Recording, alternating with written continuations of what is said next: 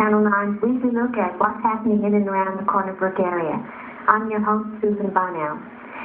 Each week, we'll let you know about interesting happenings, people, and groups in the Corner Brook area. We'll take a look at the movies and bar scene and help you plan your entertainment weekend. This week, we also have a look at the origins of Halloween. We speak to Ken Livingston about the upcoming production of The Seagull, meet the band Cleveland, and learn about the Venture Center's exciting plans for December. This being Halloween weekend, you're probably eager to hit the town and hear some great bands. Shooters highlights the Paul Lawson Band. Kathy's Place features Driftwood. Paul Berry performs at the Hotel Cornerbrook, and at the Holiday Inn, it's Brian Burton. Most bars feature special parties on Halloween night. Give them a call to see what's up.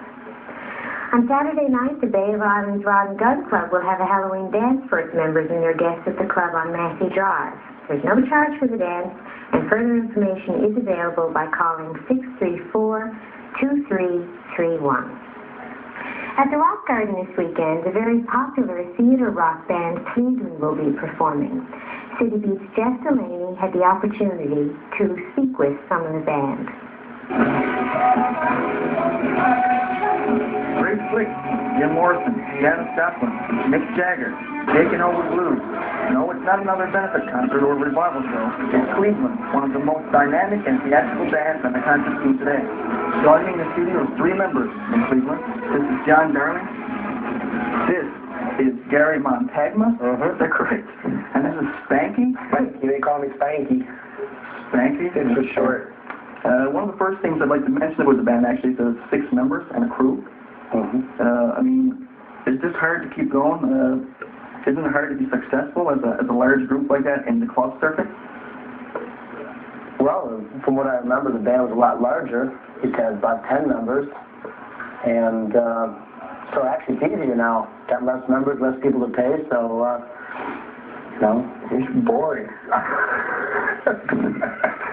It can't be boring. He's boring, yeah. Well, Spanky, give us a rundown here. It's your band. That was a good answer. When did this band transpose? When did it start, this whole thing, the whole idea? Well, it started about 12 years ago. It's a long time. A long time ago. These guys are newest members, actually. He's been with us for about 3 months, 4 months. John's been for like 2 years. Couple years. I've been in it for like 12 years. It's a long time.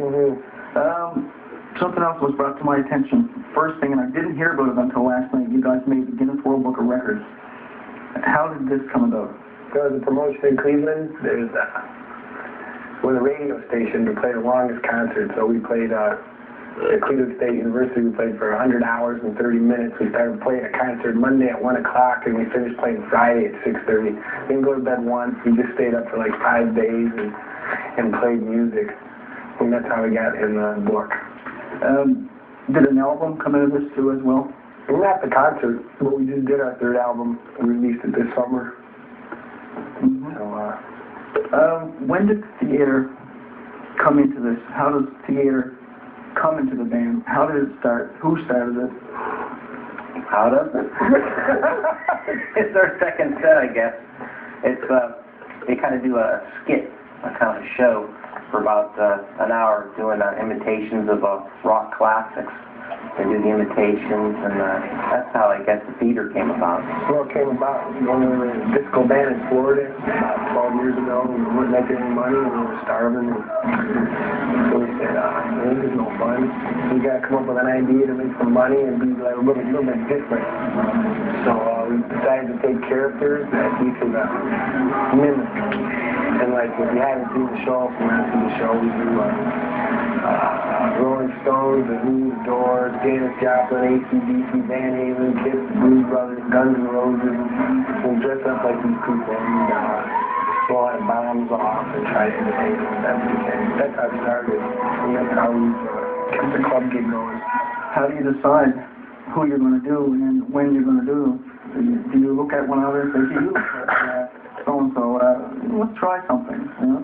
Sometimes, yeah. Sometimes we look at the people. Some of them are just classics, The Who, Rolling Stones, some of that. Sometimes we do, like B-52, it's a real hot band. We'll do them for a while, and then we'll kind of drop, like, we keep some things that are always really old, and then some things are real current. So, you know, maybe Gary looks like somebody, or maybe I look like somebody, and actually we just picked a guy that isn't busy. That's the way it is. He's not doing anything. He can, yeah.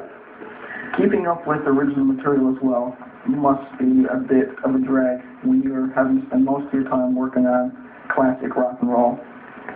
I mean, where's the original stuff fitting in? Are you having time to do it all the time and spend as much time on it as you can? Well, you have more time to do the originals, because once you get the show rolling, it's like in autopilot mode. And then you want to do just about anything you can that's creative to get away from classic rock. You do, you know, you don't want to be sounding like The Who or like Kiss or something like that, so you try to strive for an original sound. And there's two ways, you know, there's two ways you can do it. A lot of my friends, they stay at home and they don't ever play out.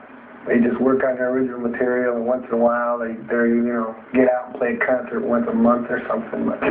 Or you can like put a good club act together. You make a living as a musician, you know, playing other people's material. It ain't bad as long as you're playing, you know.